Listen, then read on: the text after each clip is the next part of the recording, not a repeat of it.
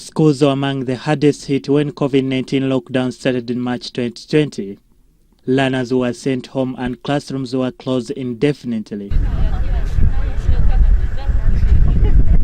By the time announcement for opening was made, many buildings had suffered disrepair from long period of unuse.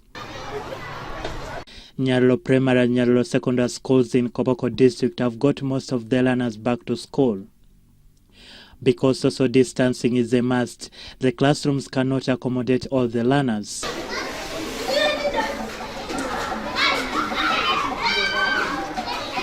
Head teacher Michael Yobuta Aluma says the reopening has also mounted pressure on the furniture and sanitary facilities.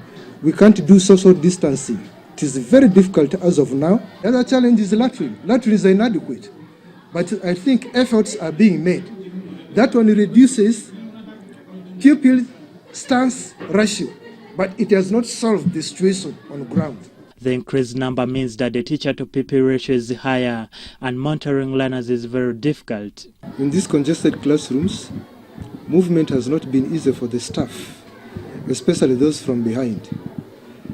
Children are congested and the only space that teachers have is this one close to the blackboard. We are trying to open more classrooms. And why are we doing so? We are doing this because classrooms are inadequate. Why are they inadequate? You can see many of the schools, the classes are under renovation. There is the other block, the eastern block, which is under renovation. The situation is not very different at Nyarlo Secondary School in Koboko district.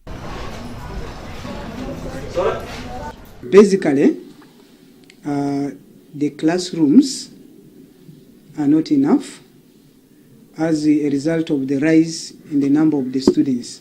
Aware that we have a projection of 720 students. We have been briefing the students, more especially on observing the SOPs. And then the challenge here is now of observing the social distance. In the private schools, few learners have turned up in the first and second week as schools reopen in the country. For instance, at Desta Secondary School in Koboko district, some classrooms were still almost empty in the first and second week. Head teacher Yeka Moses Kato says, as far as lessons are concerned, and the children, their arrival, we realize that second week is the most vivid week, whereby a number of students were able to turn up, and this one has given us morale to continue. Koboko Municipal Education Officer Dimba David Kenye said the number of learners reporting back to government-aided schools is overwhelming. Week 2 of the reopening, the numbers are overwhelming in our primary schools and even some of the secondary schools. We realize that some of the schools, the classrooms are already not enough. It has been projected that this time Koboko district will register 15,000 learners in primary and 5,000 in secondary from original 10,000 before the lockdown. This is according to the Inspector of Schools, Madam Rita Harriet. Closer we had over 10,000 pupils in the 6 sub-counties. So this time, because of the lockdown, we are expecting at least over 15,000 learners.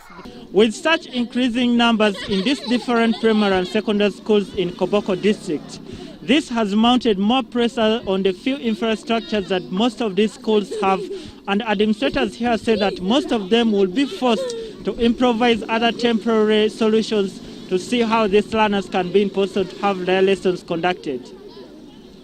Adid Rasul, NTV Weekend Edition.